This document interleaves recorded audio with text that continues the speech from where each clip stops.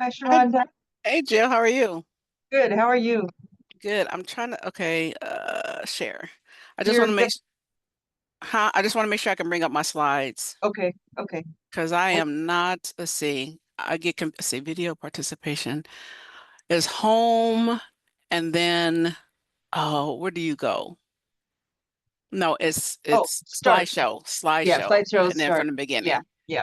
Can you see it? Yep. I can see it. Okay. And How do you, we have your title slide on our title slide. So I'm going to introduce you and also bring up your title slide, and you can go from there. Okay. so do you want me to shrink this? No, you're good. You're good. You're good. Okay. But we have to put in the other disclosure slides that always happen in front of a forum. It has Okay. it has it just introductory slides that we have to do. Um, Okay. So, so I think that Carrie will jump in and actually put her slides up first and then your slides. Or okay. So do I stop sharing your screen share? Stop sharing, right? yeah, I think Okay. so because we'll need you to do that so that we can put up the other information for this talk. Oh, shoot. But oh, here it is. I still want to, you can't see it right now, correct? No, Okay. are you good at getting it back? Yeah, I believe I am. Let me see.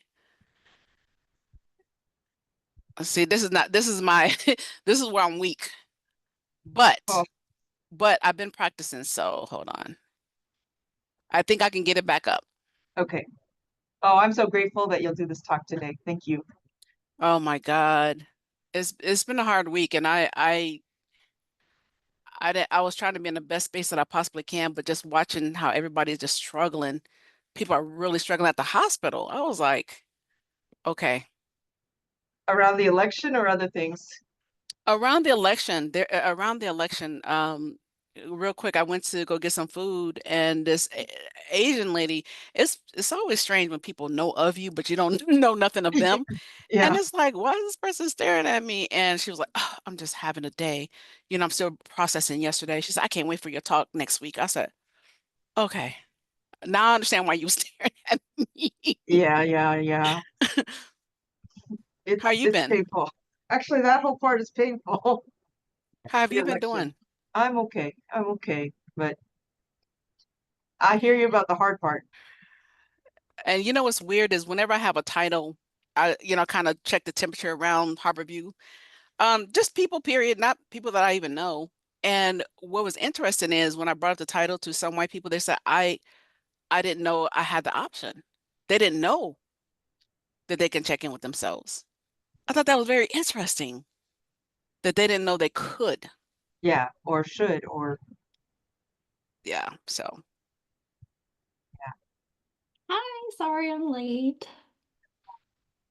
Carrie, I think Sharonda, after our slides, wants to share her slides herself, so she'll be in control. Unless Sharonda, you'd rather Carrie flip your slides as you go.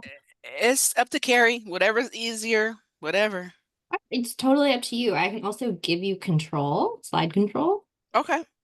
So if you want to test it, like you can forward the slide. This one? Hmm. Mm, mm, mm. You just did it. I did? Yeah. I didn't see it. Uh, I didn't see it. you could try going to the little bottom corner right here. Do you see it? Okay. Mm, no, mine's control carry slides. Oh, this what I do? No. Yeah, you just did it. Oh, I see. This things pop up. Did I go back? Hmm. Carrie, I don't like this. That's okay. I can do it for you. Yeah, I don't. Mm-mm. Yeah, I could do it for you, or you can share your own screen then. Up to you. Okay.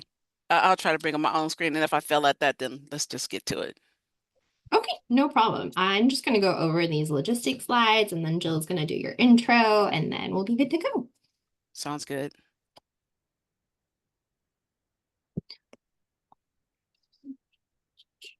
So I will just go ahead and let everyone in.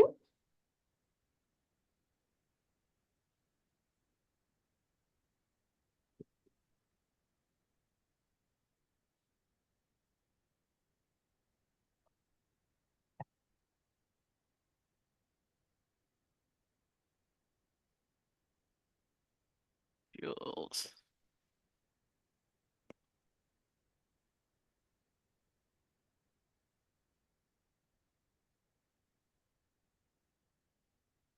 Well, I better keep it on.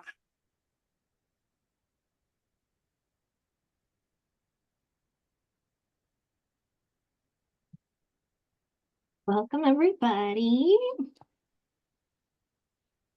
We're just going to wait a few more minutes for everyone to sign on.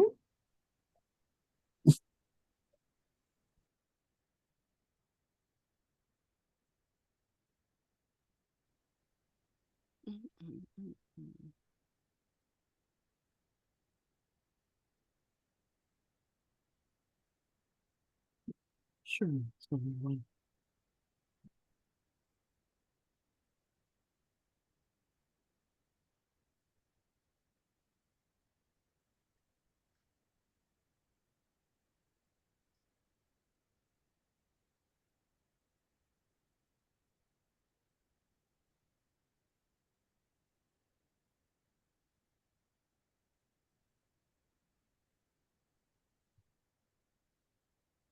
All right, while we are still waiting for people to join, I will go ahead and go through some logistics slides with everyone. So thank you for coming. Today is Harborview Ethics Forum for November. We have an incredible presentation for you today with an incredible speaker. So let me just go through our logistics really quick, just a land acknowledgement of the land that we're on and the original people that inhabited it.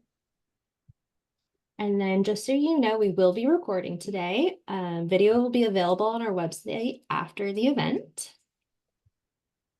And a quick disclosure, we have nothing to disclose. The speaker and the planners have no financial relationships.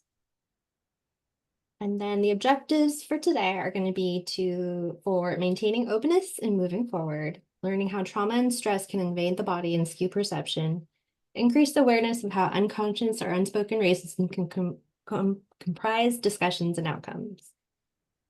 With that said, our speaker has given us this great list of additional resources. If you are interested, I'll leave this slide up for a moment in case anyone wants to write these down.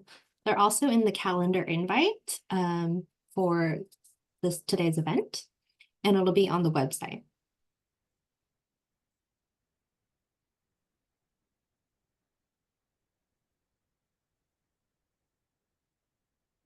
And then for our UW learners only, our texting code, if you have not confirmed your email or your phone number for your CME account, you want to send your email in that first text message to this number on the screen. And if you already have an account, you can text that code. It's 11126 to this number on the screen, and then you should receive the confirmation. This is for UW learners only. So if you are within the UW system, go ahead and text this number. If you are not part of the UW system, then you will get a link to an evaluation after this activity. And if you fill out that link, you'll get access to the form that you can submit at the end of the series. Information's on this slide as well. And then I will put the number to text with the activity code in the chat box shortly after this, in case you need it again. That slide is here. And you will have an hour after the event to text this code in as well. So just a quick announcement about our advanced training in healthcare ethics program. We are starting a new quarter next January. So applications to start in that quarter and join the program are going to be due December 15th to start in January. So you can start fall, winter, or spring. In order to get the online certificate, you need to complete all 3 courses as well as summer seminar. And a quick save the date, we have a bioethics grand rounds happening next week on Tuesday, November 19th from 12 to 1. We have a great presentation, Doctor, Will You Pray for Me? Medicine, Chaplains, and Healing the Whole Person by Robert Kiltzman. And then our next Harborview Ethics Forum is going to be next month. We have a great discussion on Stop the Bleed. It's emergency and trauma response. We have some great speakers on that as well. We hope to see you at both of these. Without further ado, we will have Jill Watanabe introduce our speaker. Go ahead.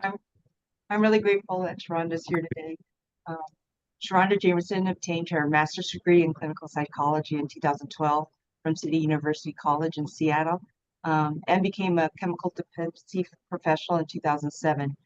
Her experiences include developing, implementing, and presenting EDI trainings to associations of healthcare professionals, healthcare providers, schools, and community-based organizations. She has presented at state, national, and international behavioral health and global research conferences on topics of DEI and healthcare equity. Ms. Jamerson is also an active member, for which we are grateful, of the Harborview Ethics Committee. We're so fortunate to have Sherronda Jamerson share her insights and your inspiration to reflect on issues of structural and systemic racism that impacts our community members every day. She'll speak to white trauma, creating space for white people's vulnerability with the hopes of undoing the perpetuation of structural and systemic racism. Welcome, Sherronda. Okay, let me see if I can pull up my slides. Place Leah. No, was it Leah? Carrie? Who's gonna do the slides? Replace current. Did you want my screen or yours? Let's see. You Oh, can go ahead and share I yours. think I'm doing it. This is what, okay, here. I think I'm doing it. Got it, yeah. Bam. Can y'all see it? See my slide? Okay. Okay. So it's been a rough week. I mean, if I could just be honest, it's been a really rough week. And if this week is a reflection of what's coming, yeah, it's gonna be hard. And I think this training is gonna be timely because the way I see it, we're gonna have to figure out a way to come together. We're gonna have to figure out a way to communicate better. We're gonna have to figure out a way to express ourselves in a way in which we can be heard. Because I just think there's some challenges that are coming our way that we cannot do business as usual. We have to do things differently. So hopefully this is a training, but it's kind of going to throw in some therapy in there, because I'm hoping this conversation continues to happen. And one of the reasons why I always keep the practice up there is because in previous trainings that I've done, I will tell you that white people have come up to me after the trainings and was like, thank you for giving me permission to feel my feelings because I would have never allowed myself to do so. So the practice is to demonstrate respect for your own experiences and translate your own meaning. Listen to yourself, trust your voice. Because if you choose to blend in with the crowd, you give up the opportunity to stand out from that crowd, and give your accurate location. And for me, most importantly, demonstrate that you are coachable, that we need to be open to self-discovery without being concerned about popular opinion or hurt feelings. We cannot be responsible for other people's feelings. That is our responsibility to take care of ourselves. And speaking of that, if you need to step away, during this training, because I think I don't give ear candy. This is unfiltered, uncut. I think it's time to have the real conversations. And if you feel uncomfortable, then that means I've done my job. And I'm going to start off with saying this. Our ideology was given to us through our culture, through religion, through these systems that we have come through. It has been given to us. And it's our responsibility to push down those voices and push down those identities that was given to us, and for us to elevate our own voices and for us to function in a way that is true when we're true to ourselves. And so white trauma came up is because I started seeing, matter of fact, fun fact, I was supposed to do this years ago. The very day the R&T building was shut down because of asbestos, I think it was the day I was supposed to present this. So here we are now, and I'm happy to be here. So white trauma, creating space for white people's vulnerability with the hopes of undoing the perpetuation of structural racism. I wonder if I get this. Okay. Learning objective. Learning how trauma can invade the body and skew perceptions. You will notice that when you go from anger, pain, frustration into healing, resolve, that your perspective changed. Even if nothing else changed, when your perspective changed, everything has changed. Increase awareness of how unconscious or unspoken racism compromise discussion and outcome. And let's maintain openness, people, and let's move forward on this. We cannot afford to do business as usual. This is the video that's 11 minutes. I don't have time to play, but I left it in here because you guys will have access to these slides, and I hope that you will go back and view the video. It's only 11 minutes long, and these pictures are from the white coats for Black Lives. That's what these pictures come from. So I just want to let you know that a lot of these slides come from real events that I've been a part of. So what's less talked about is the trauma that white bodies bear, that they carry. And through our history, because I go through history and study things, it shows that white bodies traumatize each other way before they have traumatized any other bodies.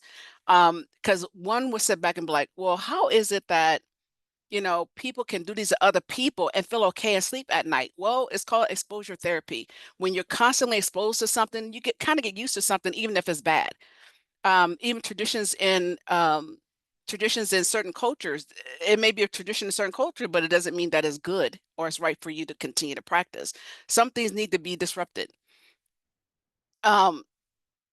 So white bodies have, yep, so I read that part. This trauma and carnage profoundly, let's see, affected white bodies and the DNA expression.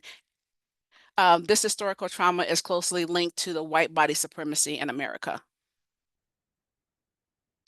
The living legacy of trauma described in a way in which past traumatic events do not just leave scars upon victims that clearly have been inflicted in the past. The trauma leaves behind a living legacy in the emotion of fear, shame, anger, the physical response, startle impulse to run or hide or fight, even against one's own body. That continues to be stimulated by the subtlest of cues in people's day-to-day lives. So we got things that are impacting our day-to-day lives, the way we feel, the way we're showing up, and we don't even have a clue about it. So don't worry about it. We're going to go through the problems, but then we're going to get to some solutions. DNA expressions. Recent work through human genetics suggests that trauma is passed on through our DNA expression, through the biochemistry of human egg, sperm, and womb. No matter what we look like, if we are born and raised in America, white body supremacy and our adaptation to it is in our blood. Induced anxiety, effects of trauma. Induced anxiety, arrest our vocal cords process and block the creative flow of authentic self-expression. Trauma affects the involuntary nervous system, body, brain, and memory function. It is hard to recognize this level of trauma. Therefore, it gets mislabeled and dismissed as being part of our personality. What I've definitely noticed is that people tend to say, so like, let's take anger, right? So the different things that show up as anger. Trauma can show up as anger, anxiety can show up as anger, depression can show up as anger, unmet expectations can show up as anger, loneliness can show up as anger. But then when we constantly say, are you angry? When we fail to identify the right things, then we cannot correct the real problem because we identify the wrong things. And then the problem and the symptom will continue to persist. Even chronically being mislabeled and mistreated for years, and you chronically having these same issues, that in itself can be considered a trauma, because it's like, I've done all these different things and nothing has worked, and I'm still going through this, I'm still acting, this is still blah blah blah blah, and it make you feel like you're really broken. That is traumatizing to a lot of people. So let me just tell you how it shows up differently for white people versus people of color. Voicelessness. So when people of color have been traumatized, and again, this is definitely for white people to deal with their trauma, but I also want to show some of the contrasts. So for voicelessness, we get silenced, people of color, including myself, feel, well, it doesn't work on me, but for the most part, not meeting societal expectation is a big thing. So people of color tend to code switch in order just to be able to survive or be recognized or to be heard or to be validated with whatever the concerns is or however they want to live their life. Our our story is substituted for someone else's narrative. So the biggest example I can give is Colin Kaepernick was very clear as to why he took a knee. And then you have white America who took his story and created a different narrative saying that he's anti-American, he's anti-government, he's anti-this. He was very specific. I took a knee because of how Black people are treated in this country. His narrative was stolen. And what I have been able to ascertain is when a person's narrative or a person's story is hijacked is because the people who the story is being told to is very uncomfortable and they need to change it to make themselves comfortable. And or when you put a title on somebody, the social norms come with that and it would justify why you're treating people the way you treat them.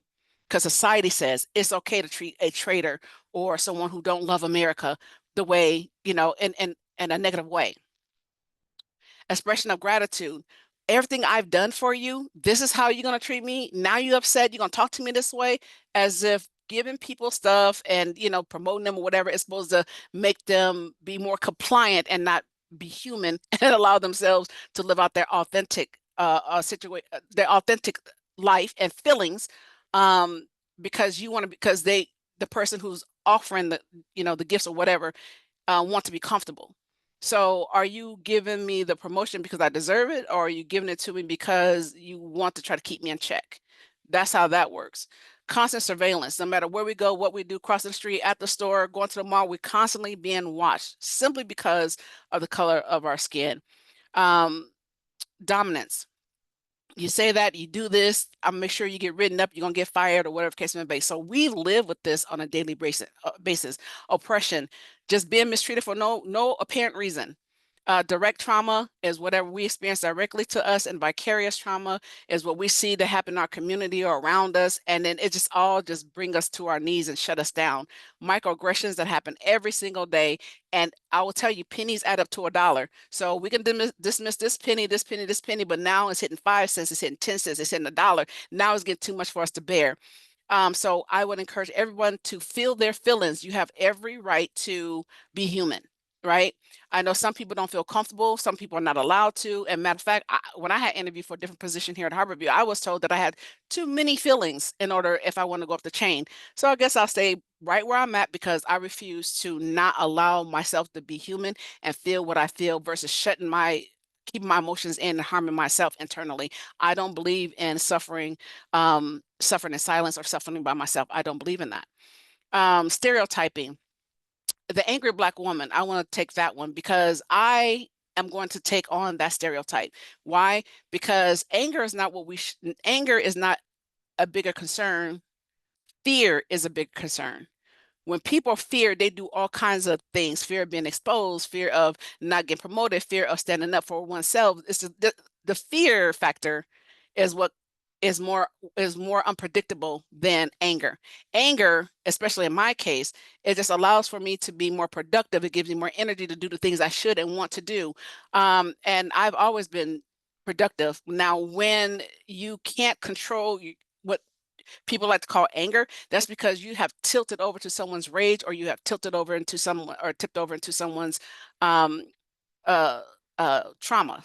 So rage, anger, trauma is all different, but we all like to label it all the same, and it's not. And then prejudice. And that's what shut people of color down. Now, if we want to move to how it affect white people, how the trauma affect white people choose to stay silent when they are conflict avoidant.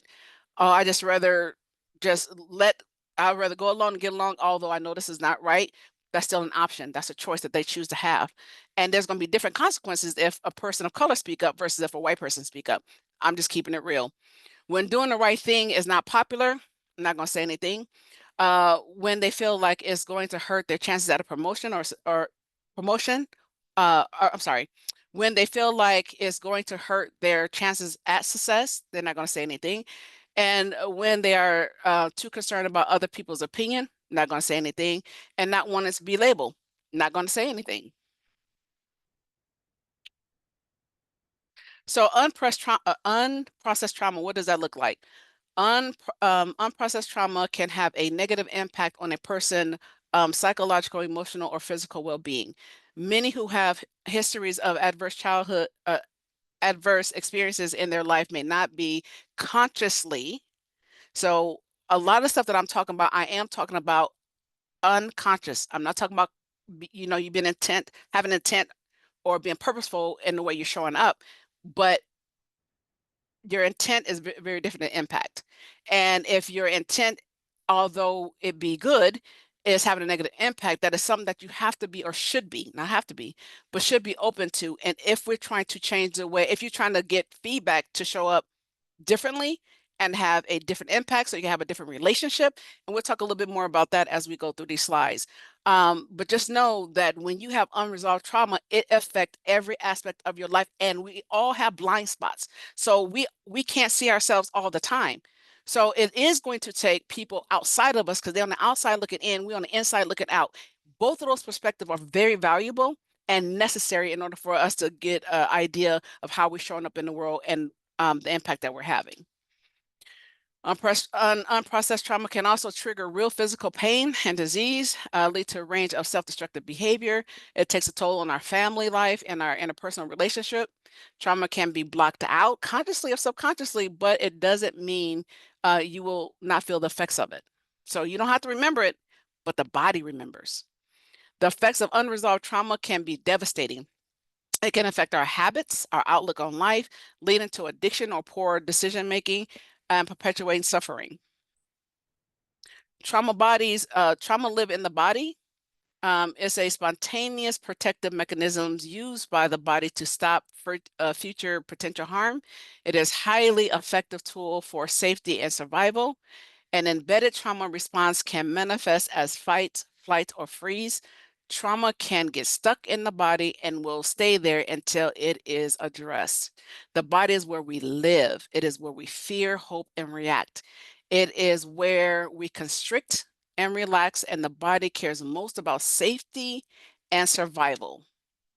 When there is something about an event, person, or situation that rekindles an old pain or discomfort, and the body tries to address it with reflective energy that is still stuck in the nervous system, the body then begins to create strategies around the stuckness. So we're not working through anything. We're just creating a workaround.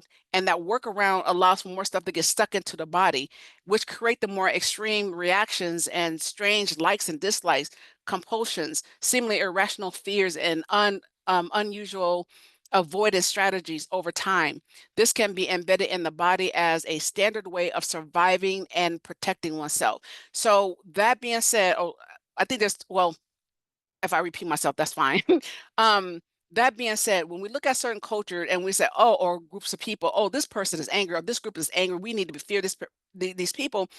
The unfortunate thing is because we're labeling people and because we are making it seem like it's a bad thing that someone is having their experiences, people like to shove down those experiences, which is harming them internally.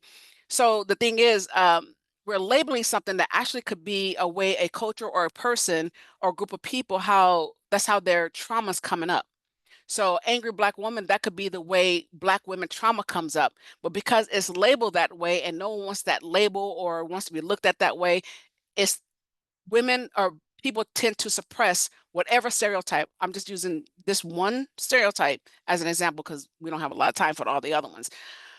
But we judge people and we judge how they cope. We judge how they do things and see things, but that could be their trauma coming up. And instead of making them feel bad about having it, why don't we embrace them and support them through it so they can start working things out of their body? And then you can see that they have the potential of being a different and more pleasant person to be around. Trauma bodies. From the body's perspective, safety or danger is neither situational or based in cognitive feeling. Rather, they are physical, visceral sensations the body uses to sense safety or danger. Danger can mean, this one is extremely important, people. Danger can mean more than just bodily harm. It can mean a threat to what we do, say, think, care about, believe in, or yearn for. The body will do what it needs to do to recover that sense of safety. Trauma sets in very quickly into the body. too quickly to involve the rational part of the brain. Trauma can cause us to react to current events that seem wildly inappropriate, overcharged, or out of proportion. And if you don't know what these pictures are from, it's from the insurrection from January 6th. White supremacy as a trauma response. We've tried to address white supremacy. We've done these forums, we talk, we train, and we haven't gotten ahead. Why? Our bodies have a form of knowledge that is different from our cognitive brain. This knowledge is typically expressed as a felt sense of constriction or expansion, pain or ease, energy or numbness. Often this knowledge is stored in our bodies as a wordless story about what is safe and what is dangerous. White supremacy and all of its claims and accusations and excuses that surround it is a trauma response. So what we call angry, or what we say is racist, or whatever case may be, again, from my perspective, and listening to people's story who did go to the January 6th insurrection, some of those was definitely a trauma response. And if you remember from the previous slide, trauma is not just about physical harm. It's about losing lifestyle. It's about, feeling like your importance is going down, where someone else's importance is coming up. Just the loss of whatever it is you think it is, can be a trauma response. The attitudes, convictions, and beliefs of white body supremacy are reflexive cognitive size effect that have been reinforced through institution as practice, procedures, and standards. These practices is not only in the world and we see them there, it's in our institutions, and I see it here. So this structure is created. Why? Because we need to make sure that there's the people who's on top stay on top, and the people on the bottom stays on the bottom. And therefore, there's a need to control people's narrative, right? And the saying is, if you can control the way people think, you never have to worry about what they do. That being said, my question to you is, what do you think? Where did that come from? Is it working for you? Because that will allow, when people say, my vote don't count anyway, well, they were able to get you to convince you to believe that, so therefore you didn't vote, right? I'm just an addict, and I'm always going to be that. So then you don't even strive to do anything different, because that's what you believe, because that's what you've been conditioned to believe, right? So all this is the segregation of a society based on arbitrary factors, such as the wealth, race, ethnicity, education, gender, occupation, social status, and derived power. And it's still going on. It started back when, it's still going on now.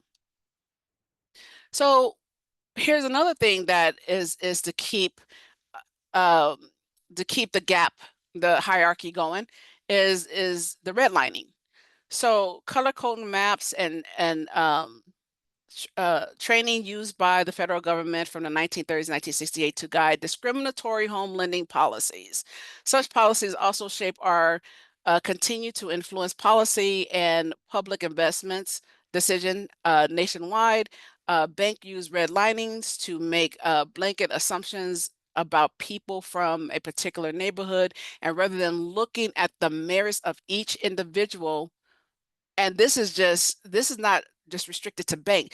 This philosophy has been adopted across the board when we're looking at people's religion, color, sexuality, gender, the whole nine. So this is like a blueprint. You take this out, you can put something else in. And in doing so, it will determine your quality of your life expectancy. I know back in the day, I haven't been on King County website in a long time, but if you go on King County website, you put in your zip code, it can tell you the life expectancy from where you live. The wealth, education, how good is the education in that zip code? Access, do I have access? Opportunities, ethnicity, prison time, types of crime, quality of food, and how much deposit you will pay. So when you move into a certain zip code, you may get a deposit, or you may not get a deposit, or you may get a big deposit depending on your zip code. nothing else. And the effects of structural power is the top 10 richest people are white people. Top Congress, white. Governor, white. Military, white. The Freedom Caucus, white. The press cabinet, white. Majority of the shows that we can see is put out by white people. What books we can read and not read. Now that's on display right now. People deciding what music we can listen to, what comes out. All of it is primarily ran by white people to keep that control. Origins of the United States. So white supremacy precedes the origins of the United States. Every aspect, and this is according, my notes are not, I can't see my notes because I can tell you who this guy is. Anyway, he's a historian. And in his research, he said in every aspect of social interaction, particularly in the 18th, 19th century, was dominated by white identity, and white supremacy became the expression of American identity. These sentiments can also be found in American Christianity. So let's talk about the difference between white ways of being versus white. If you're white and you're proud to be white, there's no shame in that. Be that. But white ways is something very different. Naming whiteness and white ways of being and differentiating them from what it means to be a human being is a necessity, especially in the presence of white folks who conflate the two so much so that they appear indistinguishable. White supremacy insidiously trick white people not only into believing that they are supreme simply because these are white voices, by the way. So white, and I forgot to tell you, white voices is spread throughout this whole presentation. So this is not just my voice. This is a bunch of white voices included in here. And to believing that we are supreme simply because we are white, but also that the end of white supremacy would mean the end to our survival. Often a huge step in this process of facing whiteness is being able to distinguish one's spiritual self from one's socialized self, understanding that one's socialized self will continue to operate, but that there is a deeper human self under the calcification of our hearts, but longing to remember that we are connected, we are as one. White supremacy. Many people still visualize that as white sheets trying to oppress, the BIPOC community, which is still true. But holding on to those outdated versions of white supremacy and understanding its prototype is one of the reasons why dismantling and deconstructing the white supremacy has remained a challenge. What is less commonly known and understood is how system-based on white supremacy harm not only BIPOC, but also white people. I've seen it myself. I've seen how white supremacy have harmed white people. Okay, so I'm gonna ask a friend of mine, Cindy Thielen, to come on in, turn on your camera. And I think that this part definitely should be read by a white person. Ways white supremacy wounds white people, including myself as a white person. Number 1, teaching white children from an early age to disconnect from people of color, distance ourselves, understand ourselves as better than, thereby distorting and putting out of reach real human connection with most of humanity. 2, learning to admire colonizers, rapists, slave owners, misogynists, liars, thieves, and those who committed acts of genocide, because history is only taught from the perspective of white supremacy, which portrays those acts not only as defensible, but also as necessary evils. 3, living on this land with no connection or understanding of the land we are on, or knowledge of the indigenous peoples it was stolen from.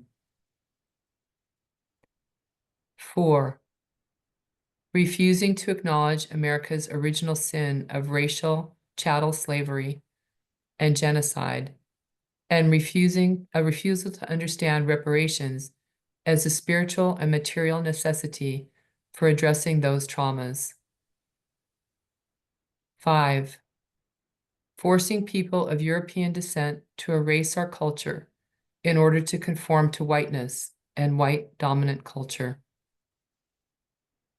6.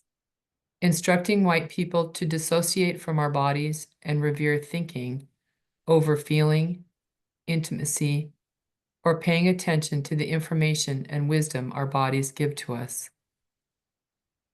7. Ingraining in white people the values of dominance, greed, and simplistic notions of winners and losers, and rewarding those who display those qualities with ever-increasing access to wealth and power, and admiring them for their dominance. And I want to expand on number 6. I've seen this so many times with people of power here under UW, the UW leadership, whereas something is happening, right? And it is, something, it's not right, or you feel like it's not right and you want to say something, but we have to push down our own personal feelings, our own personal thought, because we got to stay connected to the greater picture. That's all that matters, is the greater picture. And that has harmed us tremendously. 8. Fostering a sense that people of color are always interested in vengeance for the harms white people have perpetrated, creating a sublimated, constant anxiety about one's status and his inability to envision a world based on equity and human connection. 9. Distorting white people's perception of truth by portraying white, racist lies as fact and portraying the real, lived experiences of people of color as false or exaggerated. 10.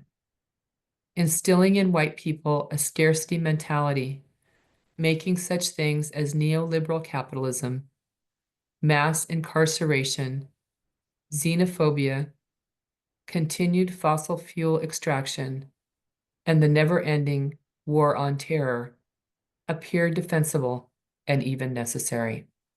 Thank you, my friend. You're welcome. These different things create our implicit and our explicit biases.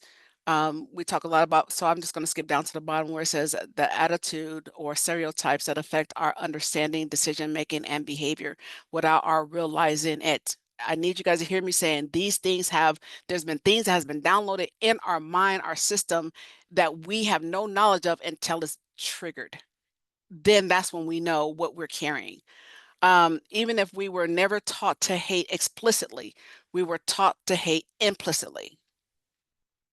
And then we start looking at the world unrealistic, like this. So how do we break this down? How do we break down these stereotypes?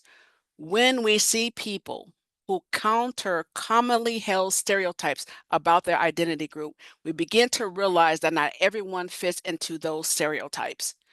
Research have shown that counter stereotypical example, including pictures of people who counter the stereotype, help break down the mental shortcuts that stereotypes provide. So in other words, stop believing what you read, stop believing, you could take it into consideration, but don't let that be your gospel. Get out there. Things that I have done, I've gone to, I've been hanging around, Jewish people, trying to understand their culture and how they do things and not just believe what I read or hear. I've been going to the Pacific Islanders and their community. Matter of fact, I met with the group of Fijians on Saturday, getting to know that culture. The Hispanic or the Latina community, I've gone there and learned how they treat the living dead and quinceañera, and it's just, get out there, experiencing people, get past your fear. It's necessary, and you're going to need it for these times that we're enduring. Okay, is racism inherited? And this is what Robert DiAngelo say. I have a little different take on it, and when I get down to the slide that will help me explain my position, then I'll explain a little bit better. But what she said is, if you are a white person in America, social justice educator, Robin DiAngelo has a message for you. You are a racist, pure and simple. And without a life of conscious effort, you always will be. Now, I agree with the part where she says, without a lifetime of conscious effort, you always will be. I'll get to the fuller explanation as we go down. Nothing will change. And so Tim Wise says, nothing will change until Black lives matter more than white comfort. Socialized in whiteness. What is that? We are all socialized in whiteness by product of living in America. This primary purpose of whiteness is to consolidate power through value, protection, and reinforcement of white Western ways of knowledge and being at the expense of white or non-white racial and ethnic identity via structural racism. Whiteness works to uphold white supremacy, a founding ideology of this country that we must continue to disrupt to truly achieve our nation's ideals. A manifestation of whiteness is when white individuals are given the benefit of the doubt despite evidence of harm. I witnessed that. When a white person's intentions or reputation is more important or centered over the impact of what that person's actions or inactions. Structural racism is an abstract concept unless you or your family are burdened, exhausted, demoralized, or harmed by it. The policies. So here's where I kind of break from Robin DiAngelo is, in order for you to be racist, you have to have power to be able to disenfranchise a group of people or not. Can you discriminate? Absolutely. Can you show up your bias? Yes. But from my perspective and working with King County on disrupting or acknowledging racism as a public health crisis, you have to have power. In order to be a racist, you have to have power. And that can come in any color. So Clarence Thomas is in a position to be racist. And matter of fact, when he voted down people's rights to vote, Black people's right to vote in the South somewhere, he's been a racist. So you have to have power and the power to be able to disenfranchise someone or lift someone up, another group of people up, in order for you to be a racist, from my perspective. So I don't look at someone who's my equal, my peer, even if they do something, that seems to be racist. It's discriminatory, sure, but I don't give that kind of power to people who are at my level, because they don't have the power to to make me lose a job or to promote me or anything like that. You have to have power in order for that to happen, in order to discriminate, in order for you to discriminate, not discriminate, I'm lying to you. White supremacy, structural policies, to be a racist. Sorry about that. So the policies and practice and norms of our system and organizations synergize to uphold and reinforce whiteness. I've seen it here, which produce hostile, I've seen that, and inequitable environments. I've seen that here in our schools, our workplace, and our cities. These harmful environments hinder innovation, creativity, and excellence. These environments even extinguish existence. Therefore, we need to foster disruption, reconciliation, and repair. So whiteness also intersects with supporting and reproduce other mechanisms of marginalizations and exclusions like classism, sexism, heterosexualism, able-bodyism, amongst others, to establish and perpetuate hierarchy amongst white people as well. So what do people do to try to avoid being racist? They say stuff like, I don't see color. Color blindness is often espoused when people do not want to acknowledge race and when people want to avoid appearing racist. However, these sentiments deny racial identity and the reality of structural racism in society. People like this will say things like, wait for it, I didn't do it, but you continue to benefit from that in which you didn't do. I don't know what to say, so you don't say anything? It's not me, it's them. Okay, so what do you say to them then, if it's not you? America is a melting pot. Is it though? I'm ashamed or I feel guilty, you have failed to do your internal work. People who say, I'm ashamed and I feel guilty, you have failed to confront this within yourself, and therefore you haven't done the work and it makes you uncomfortable. Race doesn't affect the way I treat you. Absolutely, it does. Whether it's conscious or subconscious, it does. If we stop talking about it, it will go away. Denial is comforting.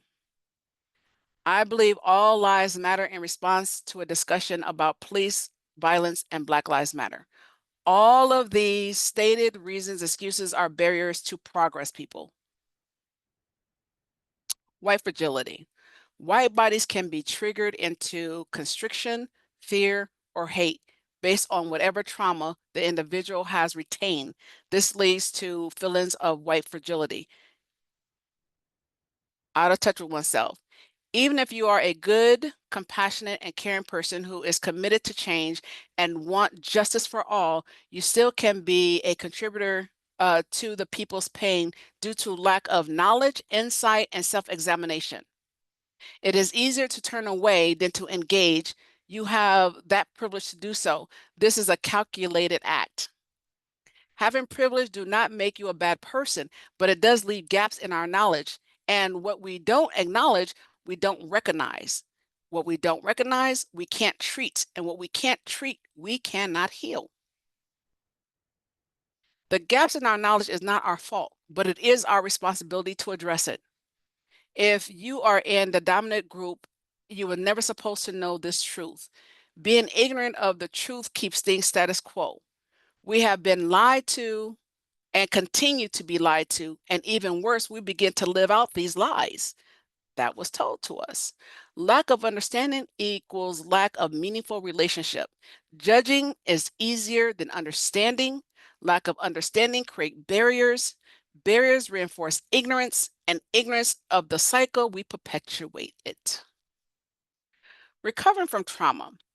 Recovering from trauma is much more than remembering what happened and disclosing it to a witness. Recovering includes waking up the prefrontal cortex with the psychoeducational and mindful techniques that the body and the nervous system becomes calmer. It includes learning to recognize the implicit nonverbal feeling and the body memories as memory rather than a sign of alarm, to work with the body and nervous system of effect of trauma, and to understand impulsive or self-destructive behavior as driven by the trauma, meaning you're not dying. It's just the body is remembering some things. There's no need to overreact and catastrophize things.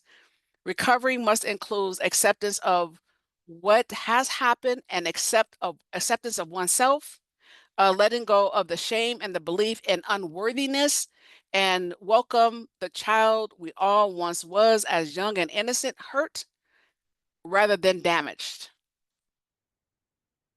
Mindfulness is being aware of what you are feeling in the moment. Research has shown that brief mindful exercises can reduce discrimination and biased behavior. The effects are short-term, however, as an ongoing practice, frequent mindfulness exercises will improve our interactions and help us to reduce our own biased behavior. Overconfidence. This is what I have to admit that these are the kind of people that works my nerves, okay? Overconfidence in your ability to make objective and inclusive decisions can prevent us from taking the proper steps to stop and question ourselves and our process with healthy skepticism. Therefore, we tend to cause more injuries and remain ignorant to that fact. Self-healing exercises. Soothing yourself, mind, body, and heart. Notice what the body is doing. Accept discomfort. We all talk about how change don't come unless you're uncomfortable, but yet we run from the discomfort. Stay present in your body. Safely discharge the energy that remains. Trauma healing needs to be done slowly, perceiving the body's reaction, and learning to calm or settle. So Resma McKenna said there's dirty pain, there's clean pain. Dirty pain is the pain of avoidance, blame, and denial. It leads to cruelty, violence, or disassociation, creating more pain for others. Clean pain hurts like hell, but it mends and it could build your capacity for growth and self-empowerment. So dirty pain is one of those situations where it's a saying that says you're bleeding on people who didn't even cut you. Power versus violence. Yeah. Self-discovery is powerful. Life isn't about finding yourself, it's about creating yourself. Silence is violence. He who passively accepts evil is as much involved in it as he who helps to perpetuate it. He who accepts evil without protesting against it is really cooperating with it. Dr. King, embrace the power of change. We must change what we are looking for within ourselves and others so we can change what we see. We can't dive into our greatness until we touch the depths of our suffering. Healing and change takes place within relationships, not policies or laws. We will never be able to see ourselves until we are able, we will never be able to see others until we are able to see ourselves. Once we begin to see others, then we will be able to appreciate different worldviews with less judgments. Perspective taking. Perspective taking is seeing the world from a different viewpoint. It is part of human development and part of our process in learning empathy. Perspective taking can include considering an experience from the point of view of a person being stereotyped. Experiences and direct interactions with people from stereotypical groups can help us to see and imagine different perspectives. Get your hands dirty, get involved, overcome your fears, do what you need to do in order to become that better person. Different perspective will share goals. Working together as collaborators to establish mutual goals. This requires being adaptive and valuing differences. Healings happens again in relationship. This requires reciprocal connection and bidirectional communication and the deliberate fostering of understanding and shared learning. Be mindful of your words, your language, and your tone. Allow people to tell their own story. Stop trying to fill in the gaps so it can make sense to you or so you won't be uncomfortable. Allow yourself that discomfort and then figure out where that discomfort is coming from and why. Active communication and support of one's capability of healing and recovery, ongoing training and capacity building for community and staff, and be flexible. Culturally skilled human. One who moves from being culturally unaware to being culturally sensitive to their own cultural heritage while respecting the difference of others. Being culturally skilled is also being aware of and acknowledges personal attitudes, beliefs, feelings, biases, and the potential effect that it has on oneself and marginalized communities. Also, get comfortable interacting with people of different races, religion, sexuality, disabilities, belief systems, etc.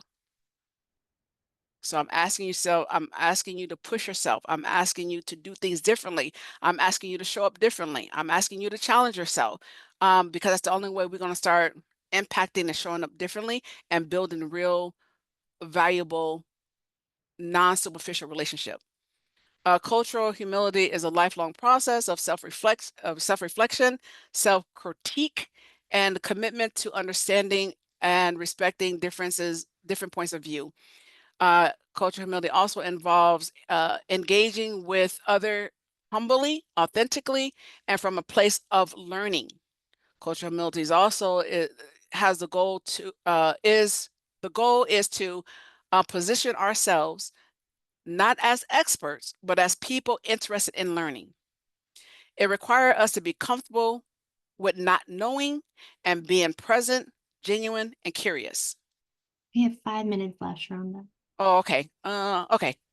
Trauma-informed care gives a prevalence of trauma it is critical that we practice incorporating trauma-informed care. Trauma-informed care is the approach that focuses on resilience and strength, not past and problems going forward. It requires being aware of understanding, recognizing, and responding to the effects of trauma. As we continue to learn and grow, we will make mistakes. People will correct us, and in doing so, they will help us to learn and grow further. One of the best things we can do is have levels of grace necessary to learn from our mistake, thank those who correct us, accept feedback in a positive way. Keep in mind that you are not getting called out, you are getting called in. Diversity. There is a wealth of evidence that indicate that diversity enhances creativity and allows for greater innovation. Research from McKinsey found that racial and ethnic diversity also lead to greater financial returns for corporations.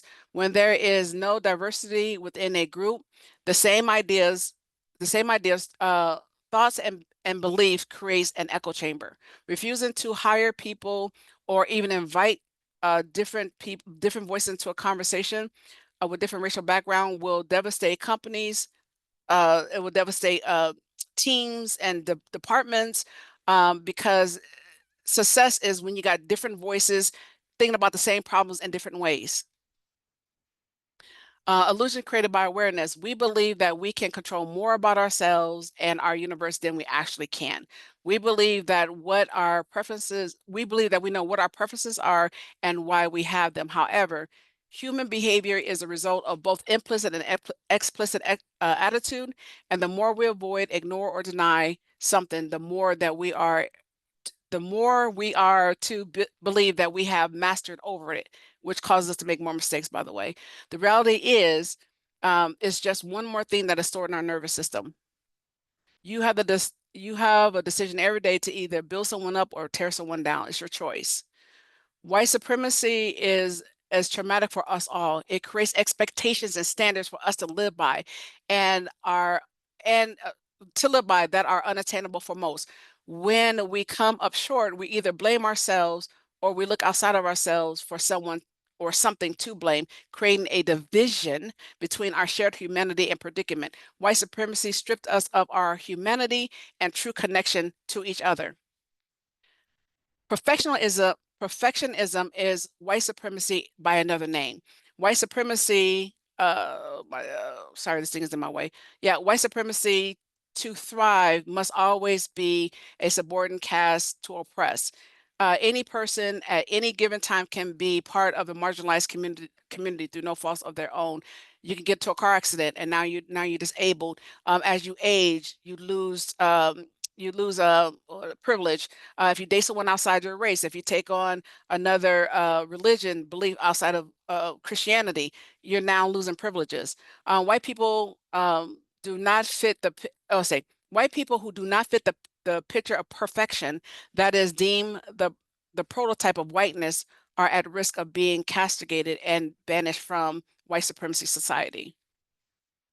Okay, 2 more slides. Having the courage to bloom. Courage does not always roar. Sometimes courage is the quiet voice at the end of the day saying, I'll try again tomorrow.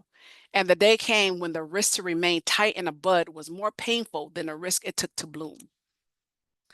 People don't like Henry Ford, but in this realm, this is because he was extreme racist. But what he's saying fits what I'm trying to accomplish, which is coming together is the beginning, keeping together is progress, and working together is success. And to the next artist, I can't pronounce his name, so I'm not going to butcher it, but nothing exists by itself. We all belong to each other. We cannot cut reality into pieces. My happiness is your happiness. My suffering is your suffering, and we heal and transform together. In conclusion, I am ready to stop resisting and start existing as my full and authentic self. The truth is, I am what the world looks like. You are what the world looks like. Collectively, we are what the world looks like. And in order for our systems to reflect that, they don't need to create a new reality. They must accept the one already live in. And I just want to point out that the Washington Physicians for Social Responsibility is doing the hard work, and I want to give them a shout out. And I don't know if we have time for questions, but Here's my email. If you want to send me an email, I'm at the Pastel Building. If you want to have a chat, the number you can reach me at is the 206-744-9624. Now, whatever's next. Thank you so much, Sherronda. This was such Thank a you. great presentation. Do we have time for one question? Sure. No. So we can take one or two questions. Come on, y'all. I know you got your feelings. Bring them. Sherronda, this is Anne.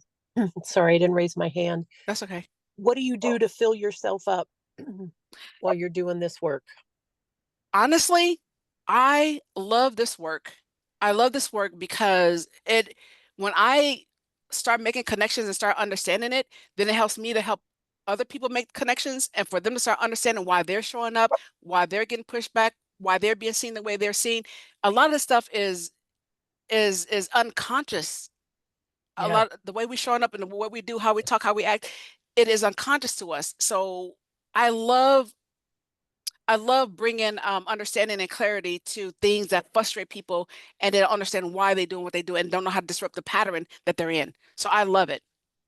So watching people go from point A to point B, that's how I get filled. Awesome. Thank you. One other question? Yeah, one last question and I'll let you guys go. Okay, Erica? Yeah, thanks for your presentation. I feel like I do so much work Yes. on myself and trying to understand others, but I don't feel like they're doing that themselves. I feel like there's a lot of bullies out there. 100%. And they're not seeing me. It makes the process so much harder. It does. But what I would encourage people who don't feel seen is to keep showing up your authentic self, because as long as you keep hiding behind a facade or code switching or whatever, people will never get used to you or or forcing themselves to have to know a difference. So please continue to show up as your authentic self. Please allow yourself to feel your feelings and don't let nobody make you feel shame for having emotions. And don't try to please other people, because that is not your job. If you haven't heard anything else I said today, it's our job to understand why we're uncomfortable, why we're feeling what we're feeling, and it's our job to do something about it. And if something comes up, we talk about the reflective energy and trauma. If something comes up and you shut down, get mad, whatever case may be, it's not because of what that person said or did. It's because they trigger something inside of you that you need to pay attention to, that you need to heal from within yourself. That's no one's responsibility but your own. That is all the time we have. Thank you so much, everyone. And thank you, Sherronda. I put Absolutely. your email Thank in the you. chat, and any more information, recording, slides, contact will be on our website. Thanks so much, everyone. Have a good day. Thank you, You Sherronda. too.